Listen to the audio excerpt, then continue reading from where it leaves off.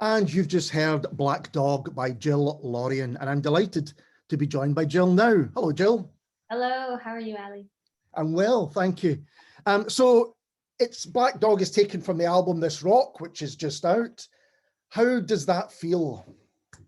Oh, I feel so good. It feels so good just to get it out and be able to. I feel like before you put an album out, it's like you're like an armadillo carrying your house on your back. The album becomes your house, or your temple. And once I feel like I've just sort of like crossed the street in the desert, and I've just dropped off that little house, and now I'll feel lighter. The baggage that you've been carrying is kind of lessened. And of course, Jill Lorean is not just yourself. Can you tell us who else is involved and how you all came together? Yeah, so it's myself and Andy Monaghan and Peter Kelly. And we all came together. Basically, we're all friends. We've all known each other a long time. I just happen to luckily know some incredibly talented individuals, and they are really nice as well. And I had worked with Andy, so Andy from Frightened Rabbit, so that was kind of his main job for a really long time. And but sometimes when he'd be home from touring, he would like record he has a studio in the East End. And myself and Sean Cumming from the band do the John Knox Sex Club. Do you remember the John Knox Sex Club? You do. Yeah, they were an amazing band. And so myself and Sean went in to record a kind of storytelling project we were working on called Do the Gods Speak Esperanto? And Andy recorded it for us, and I just loved the way he worked. He's really open-minded and really experimental, but conscientious with that. He's not throwing like the kitchen sink at it. Is that the phrase? Everything but the kitchen sink. That's right. He's just very calm and very curious, I would say. It's sort of like his energy. And I really like that. And so he did some interesting things on that project. And I always thought it would be nice to work with him at some point. But, back then I was like, who knows when that'll happen. And then Peter, most people call him Peter, but I find it weird to say that in my American accent. So I call him Pete. But he is an amazing drummer. And so he was like the drummer in Body Parts, which is a project I did with Jenny Reeve.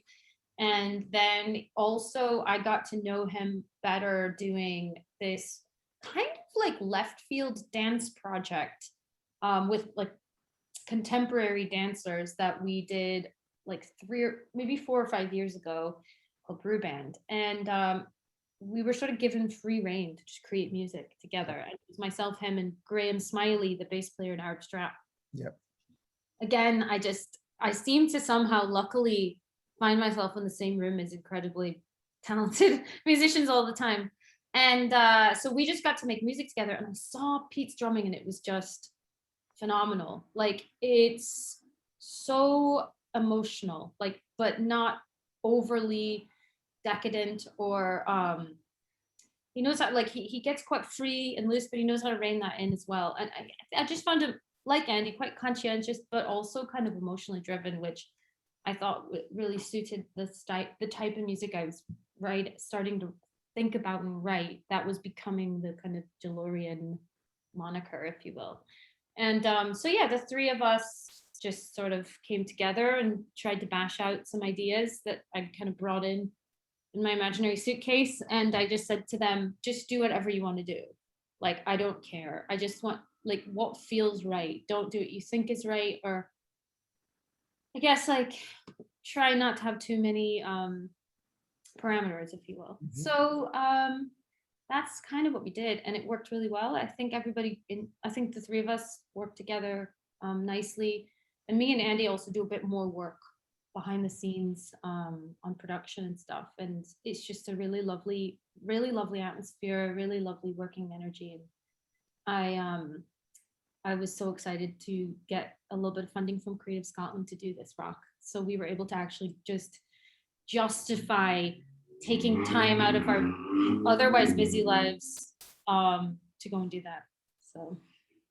And on the album itself, what are the themes and ideas that are on there? What did you want to explore? Oh, wow. I mean, kind of, nature comes up a lot. Like, I find flowers really fascinating. There's just so much in a flower, not just, you've got your beautiful flowers, but also there's a lot of symbolism. And I also like the idea that, for me personally, that winter comes and everything seems to die, but then it's reborn again. And I think that's kind of what I was thinking about a lot with this rock. Just, what is this rock really that we're on, and what is this rock, this music we're making, and how, what is the way that I want to engage with this rock, with this place we're in, and what are the things that are possibly worth thinking about and clinging to, and a bit of hope, I think, but also maybe some slightly unsettling questions too, like, because it's not all sweet and dandy, just as flowers aren't, because roses have thorns, So I think really that's it. It was like nature, motherhood, grief, birth, renewal, rebirth, renewal, just life in general. Everything, you're throwing everything at it. Yeah, I know. Now that I say it out loud, I'm just like, so basically, Ali, it's about everything. It's just. I think nature is really interesting, particularly over the last couple of years, with, having daily walks or things like, I walked around my locale a lot more than I would have done otherwise during lockdown. And you kind of notice, well, I certainly started to notice other things in nature. In fact, even this week, there was a ladybird in my bathroom, and I thought, that's too soon, ladybird. What are you doing? So there's things that you kind of learn and that you do interconnect, I think, a lot. Well, I have a lot more recently with nature, and it's interesting that that's something that's come through.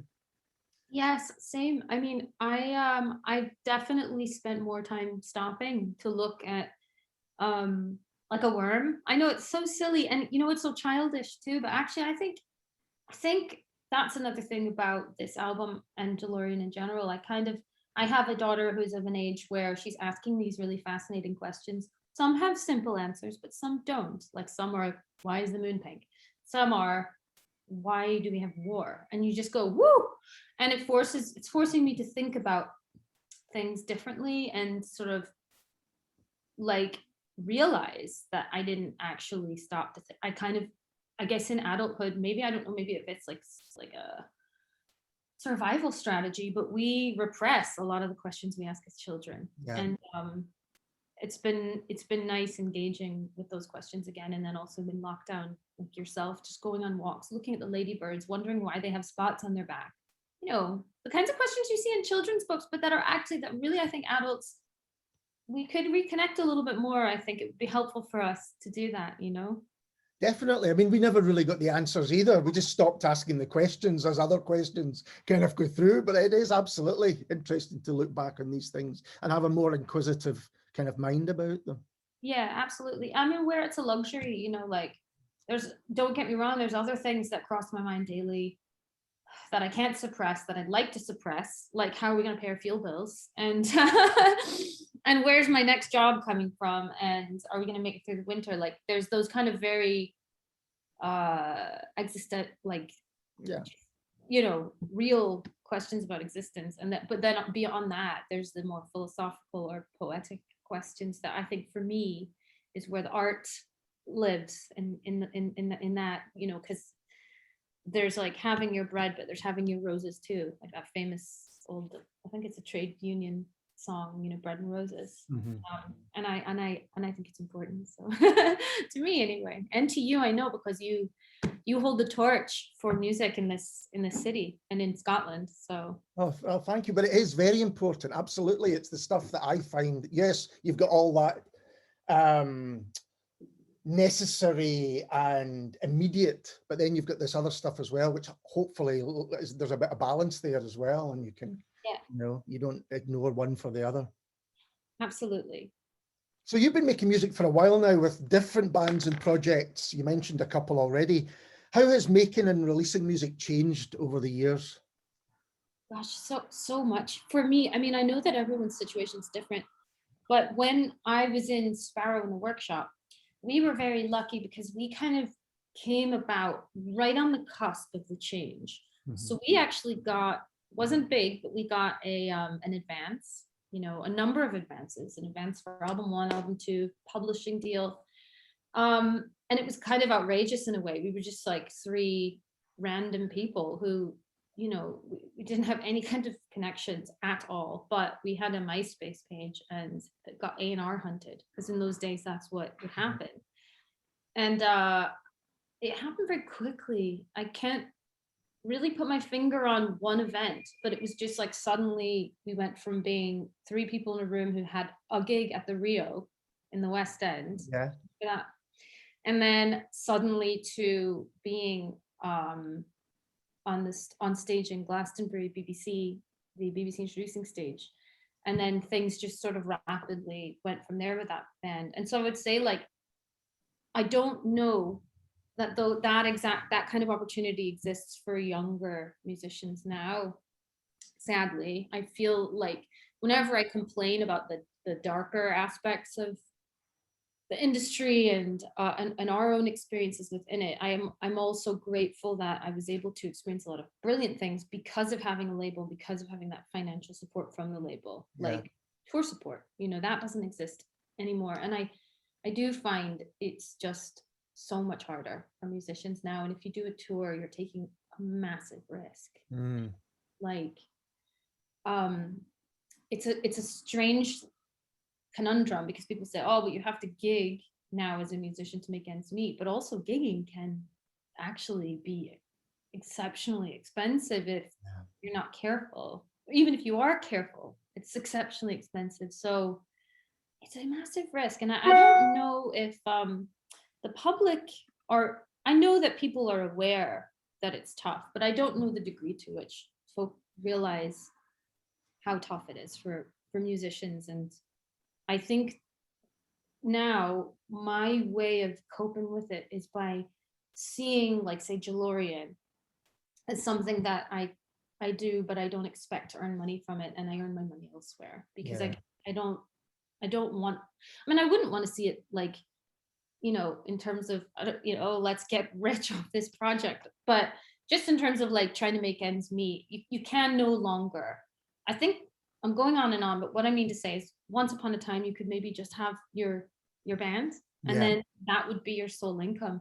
And very few bands can do that now. Most people are spinning multiple plates, like working in bars and like doing other work, like delivery driving, whatever they're doing. There's like 5 jobs going, and organizing tours, putting out albums, taking all those risks. Plus now you've got record companies saying, or record distribution companies saying, well, it's going to take 8 months between you handing us these masters and us getting.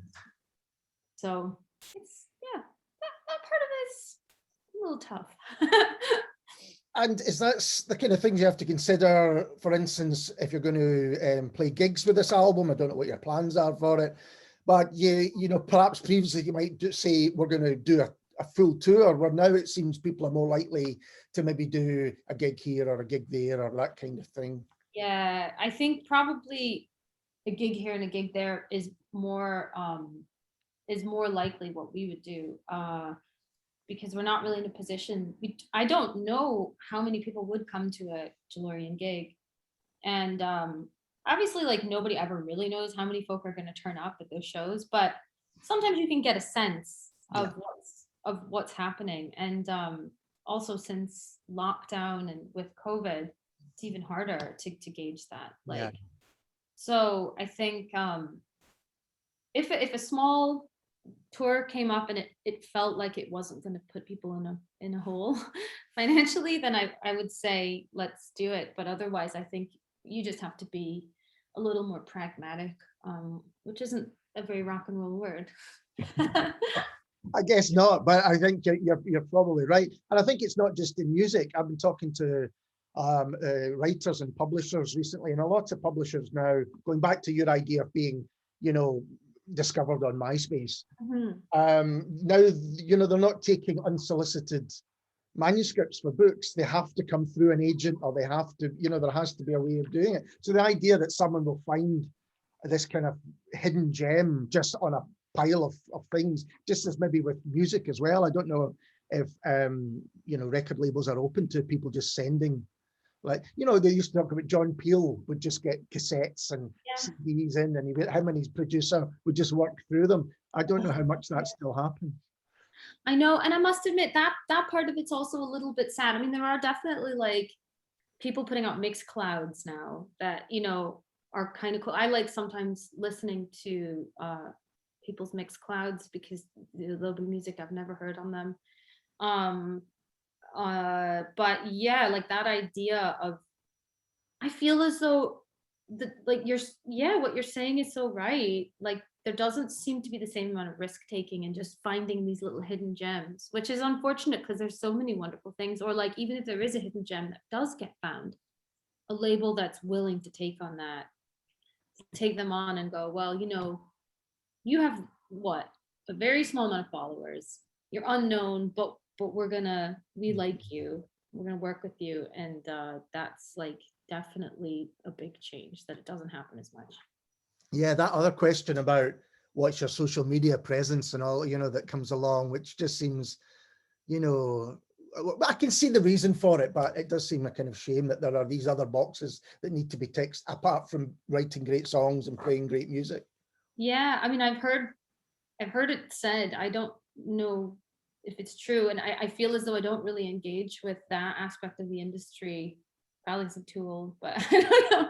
But like, I've heard it said that there will be DJs who won't, on, you know, bigger stations, who won't play music if they see that certain artists don't have so amount of followers on YouTube or on Instagram. And I find that so cynical. I'm just like, but you can buy followers, I think.